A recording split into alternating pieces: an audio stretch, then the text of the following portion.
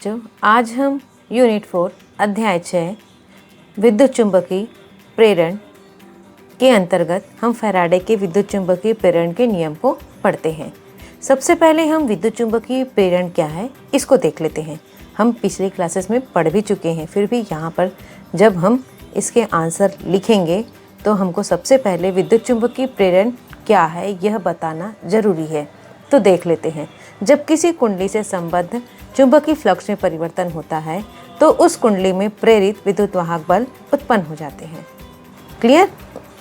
और साथ ही कुंडली में प्रेरित धारा भी उत्पन्न हो जाता है।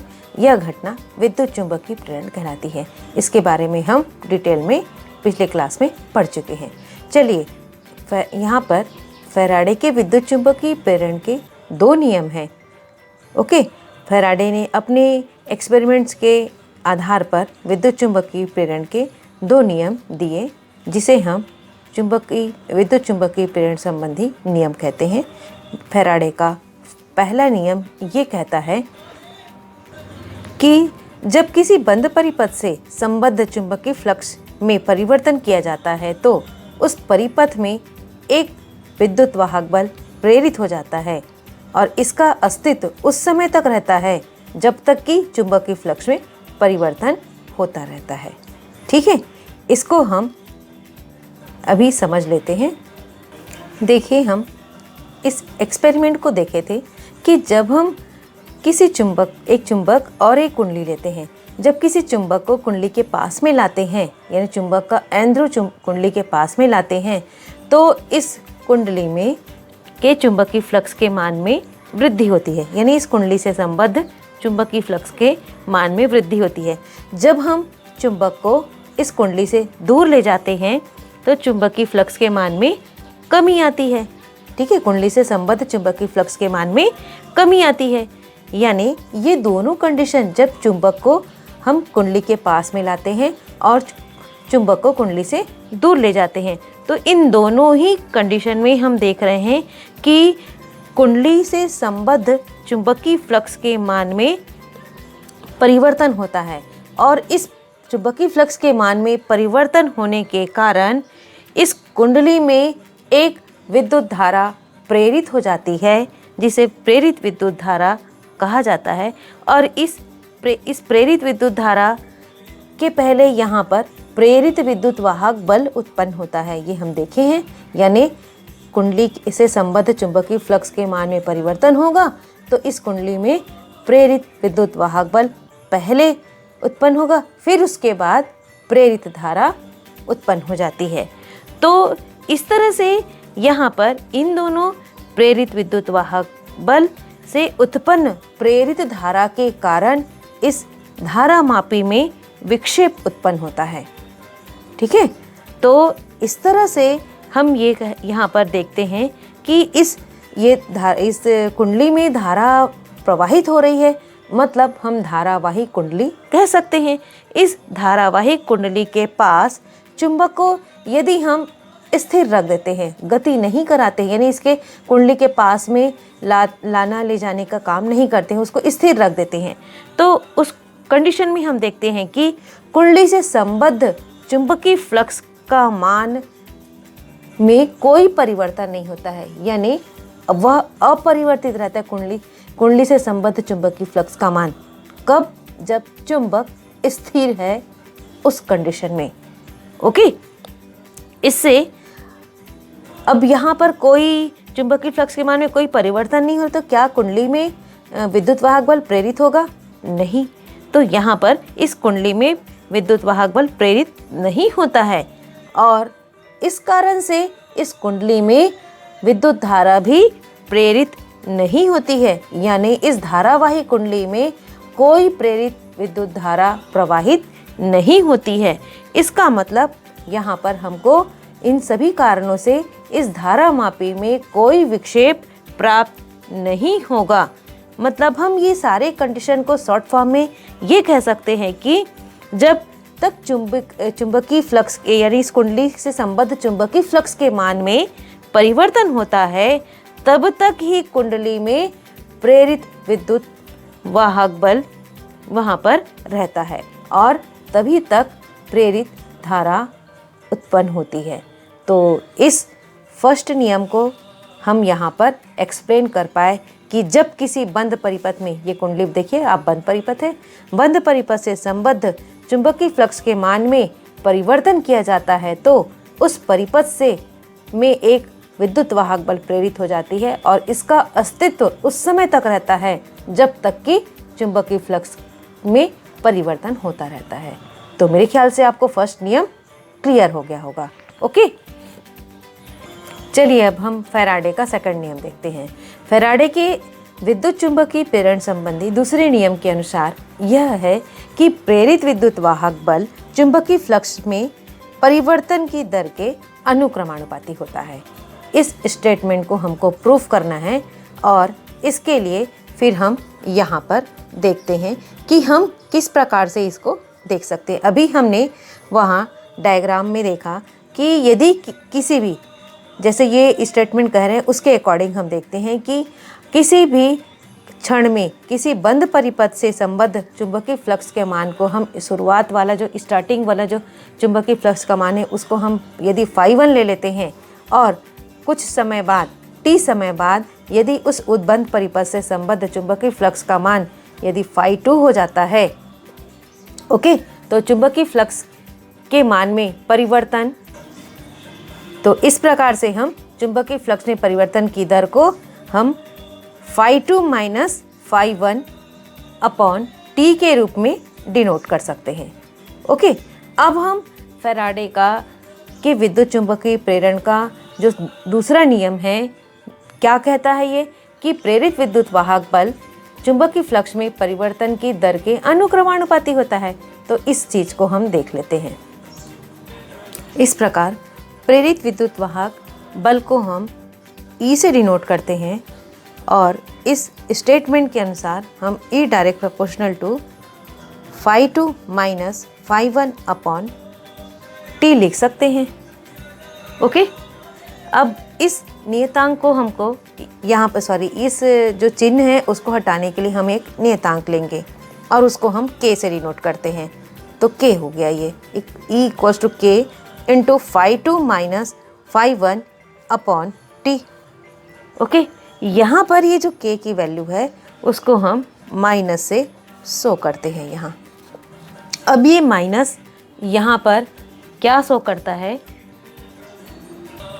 कि प्रेरित विद्युत वाहक बल हमेशा चुंबकीय फ्लक्स में परिवर्तन का विरोध करता है।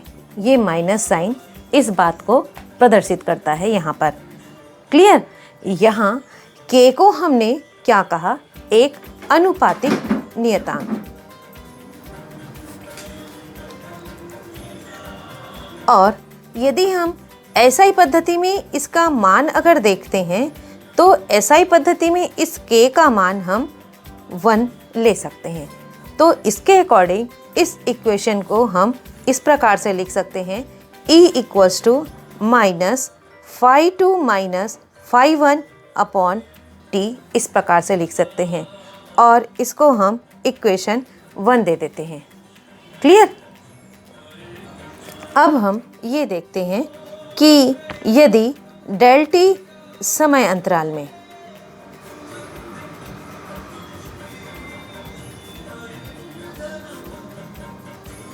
कुंडली से संबद्ध चुंबकीय फ्लक्स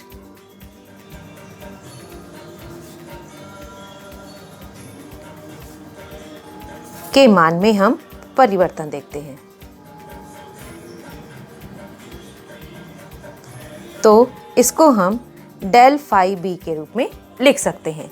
आप देखिए यहाँ पर इसकी वैल्यू होगी क्या, हम वहाँ पर इसको इस प्रकार से लिख सकते हैं। इसको अगर हम यहाँ पर इस इक्वेशन 1 ले चाहे इक्वेशन 2 ले, अगर सपोज हम इस इक्वेशन 1 से इस इक्वेशन 1 से ही लेते, इसको नहीं इग्नोर करते, हम इस इक्वेशन से लेते हैं, यहाँ पर से नहीं, हम क्योंकि इसको सॉल्व करके यहाँ तक पहुँच चुके हैं तो यहाँ से हम लेते हैं। तो यहाँ पर देखिए इस इक्वेशन 1 में यदि हम देखते हैं तो आप देखिए ये जो डेल फाई बी यानी इसके जगह में हम इसको लिख सकते हैं, E equals to minus del phi B upon del T. इसको थोड़ा सा हम यहाँ पर समझ लेते हैं। यदि t इक्वल्स टू 0 समय में, सेकंड में मान लो, तो फाई यहाँ पर कुंडली से संबद्ध चुंबकीय फ्लक्स का मान हम फाई 1 लेते हैं। और यदि कुछ समय पश्चात यदि t सेकंड है, उस t सेकंड में कुंडली से संबद्ध चुंबकीय फ्लक्स का मान फाई 2 हो जाता है, तो यहाँ पर समय में जो परिवर्तन होगा वह हम del T equals to T minus 0 ले सकते हैं। ओके। और यदि हम यहाँ पर चुंबकीय फ्लक्स के मान में परिवर्तन को अगर देखते हैं तो फाई 2 माइनस फाई 1 ले सकते हैं। तो फाई 2 माइनस फाई 1 की वैल्यू हम डेल फाई, और इस प्रकार यहाँ पर t माइनस 0 यहाँ पर है, उस दिस इक्वल्स टू t ऐसा है, तो हम इसको हम क्या लिख सकते हैं, डेल टी लिख सकते हैं। तो फाइनली इस इक्वेशन 1 को हम इस फॉर्म में लिख सकते हैं, यानी कि डेल टी समय अंतराल में कुंडली से संबद्ध चुंबकीय फ्लक्स के मान में परिवर्तन हम इस प्रकार से दे सकते हैं। इसको हम इक्वेशन 2 दे देते हैं। क्लियर। अब आगे देखिए आप, हम यहाँ पर देखते हैं कि ये जो समय अंतराल होता है यह बहुत ही कम होता है।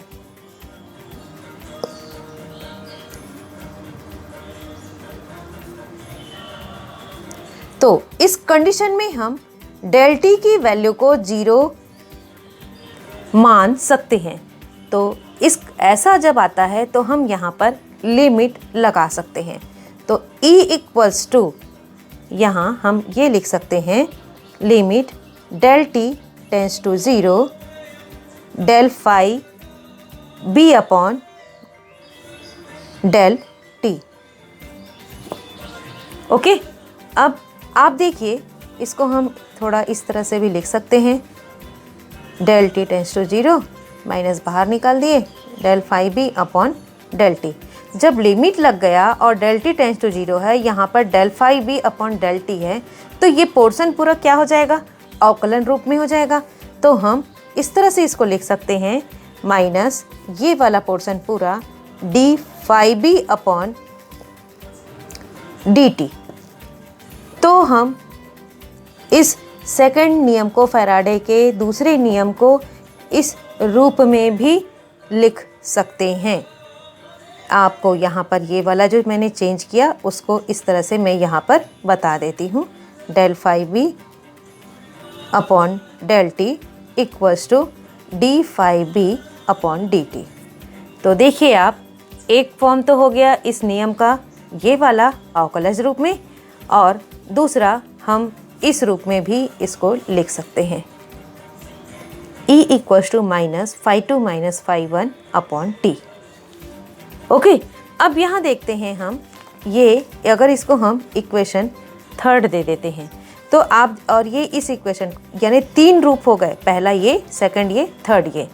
अगर हम यहाँ पर देखते हैं इस वाले इक्वेशन में, यदि देखें कि समय अंतराल डेल टी का मान कम होता है, हमने देखा ना कम है, तो उस कंडीशन में हम ये कह सकते हैं कि प्रेरित विद्युत वाहक बल का मान अधिक होगा, क्योंकि इसका और इन दोनों के बीच में रिलेशनशिप कैसा है, इन्वर्स प्रोपोर्शनल है दोनों। तो यहाँ पर इसका मान, डेल टी का मान अगर कम होगा तो प्रेरित विद्युत वाहक बल का मान अधिक होगा। मतलब चुंबक को तेजी से कुंडली के पास लाने या दूर ले जाने पर समय अंतराल डेल टी का मान कम होता है। ये कम की बात जो बोल रहे हैं ना, वो कब होगा, आप देखिए, जब चुंबक को, हम यहाँ पर किसकी बात कर रहे हैं, समय अंतराल कम होने की बात। कैसे कम होगा, जब चुंबक को तेजी से इस कुंडली के पास में लाते हैं और तेजी से दूर ले जाते हैं, तेजी से पास लाते दूर ले जाते हैं, तो यहाँ पर जो समय जो है, समय अंतराल, वह बहुत ही कम है। तो इस वजह से यहाँ पर तेजी से पास लाने दूर ले जाने के कारण यहाँ प्रेरित विद्युत वाहक बल और उसी के कारण फिर प्रेरित धारा का मान अधिक होने के कारण धारामापी में विक्षेप अधिक होता है। ओके, तो मेरे ख्याल से यहाँ तक आपको क्लियर हो गया होगा, और तो कोई डाउट भी नहीं होना चाहिए आपको। तो एक बार फिर से आप देख लीजिए पूरे स्टेटमेंट को, फिर हम नेक्स्ट करते हैं। जब एग्ज़ाम में क्वेश्चन पूछा जाएगा फैराडे के विद्युत चुंबकीय प्रेरण संबंधी नियम बताइए, तो आप इस वाले डेफिनेशन को लिखेंगे। उसके बाद फिर आप इन दोनों नियमों के बारे में आप बताते जाएंगे। पहला नियम ये, ठीक है। उसके बाद फिर आप दूसरे नियम के बारे में इस तरह से बताएंगे और इसकी व्याख्या करेंगे।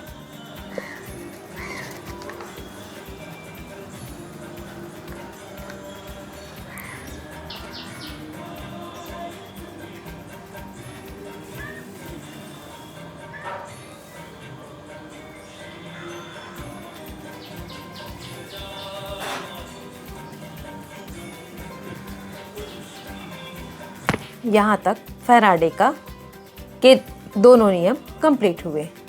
Okay, thank you.